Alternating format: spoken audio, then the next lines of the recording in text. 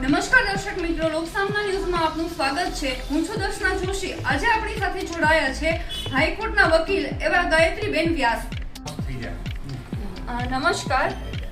સૌપ્રથમ તો પહેલા તમારો અમે પરિચય જાણવા માંગીએ છીએ, તો તમે દર્શક મિત્રોને તમારો પરિચય જણાવો। સાથી વકીલ મિત્રો, હું છું એડવોકેટ ગાયત્રી વ્યાસ, જે હાઈકોર્ટ ખાતે પ્રેક્ટિસ કરું છું અને હું ઉમેદવાર તરીકે બાર કાઉન્સિલ ઓફ ગુજરાતના ઇલેક્શનમાં આપ સૌને સમક્ષ હાજર છું। સાથી મિત્રો, હું બાર કાઉન્સિલ ઓફ ગુજરાતની ઉમેદવારીમાં એક ઉમેદવાર તરીકે નહીં, પરંતુ આપ સૌના સાથી મિત્ર વકીલ તરીકે ઊભી છું। બાર કાઉન્સિલની ચૂંટણી લડી રહ્યા છો, તો એક ઉમેદવાર તરીકે તમારો અનુભવ કેવો છે તેમાં દર્શક મિત્રોને જણાવશો। સાહેબ, હું ઉમેદવાર તરીકે અહીંયા લડી રહી છું, તો હું બધાને જ્યાં હજી સુધી હું જ્યાં જે બાર કાઉન્સિલની ચૂંટણી માટે પ્રચાર કરવા ગઈ છું, તો મને બહુ સારો અનુભવ થયો છે। મને બહુ બધા વકીલ મિત્રો મળ્યા છે। હું ઉમેદવાર તરીકે નહીં, પરંતુ બધાને મળવા માટે ખાસ ઉત્સુક છું કે આજે આટલા બધા આપણા ગુજરાતના વકીલો છે જે આપણે એમને મળવા માંગતા હોઈએ છીએ, એમને આ જ એક મોકો છે કે આપણે એમને અરસપરસ રૂબરૂ જઈને આપણે મળી શકીએ છીએ। એના સિવાય બી મારા એવા સારા અનુભવો થયા છે, જેમ કે બહેનો માટે અને બહુ બધા નાના જુનિયરો માટે જે નવા આવ્યા છે, ઘણા બધા પડકારોનો સામનો કરી રહ્યા છે।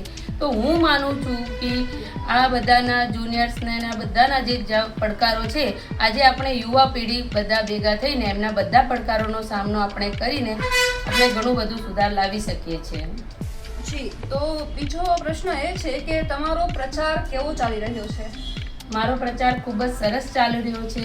બધી જગ્યાએ મને બહુ સરસ સપોર્ટ મળી રહ્યો છે। બધી જગ્યાએ મને સન્માન બી કરાવવામાં આવ્યું છે। હાલાંકિ આ બધા જે સાહેબો ઊભા છે એમને આગળ હું બહુ નાની છું, છતાંય પણ બધા વકીલ મિત્રો મને ખૂબ જ સારી રીતે આવકારીને મારું સ્વાગત કર્યું છે અને સન્માન પણ કર્યું છે। હું એ જ ઈચ્છું છું કે હું આ બધાને સમક્ષ અહીંયા ચૂંટણીમાં વિજય બનીને આવું અને બધા વકીલ મિત્રોની સેવા કરું।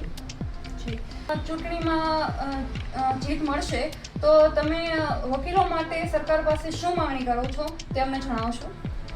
જે સાહેબ, હું ચૂંટાઈને આવીશ આ બાર કાઉન્સિલ ઓફ ગુજરાતની ચૂંટણીમાં, તો સૌથી પહેલાં અગત્યનો મુદ્દો હશે મારો એડવોકેટ પ્રોટેક્શન એક્ટનો બિલ।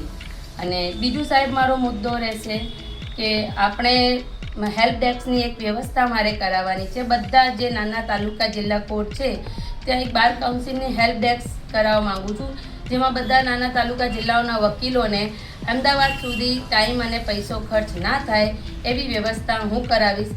પછી સ્ટાર્ટિંગ લેવલમાં જે પ્રેક્ટિસ કરતા નાના જુનિયર મિત્રો છે, મારા વકીલ મિત્રો, એમને સ્ટાઇપન્ડ સુવિધા વ્યવસ્થા હું કરાવવા માગું છું બાર કાઉન્સિલ તરફથી।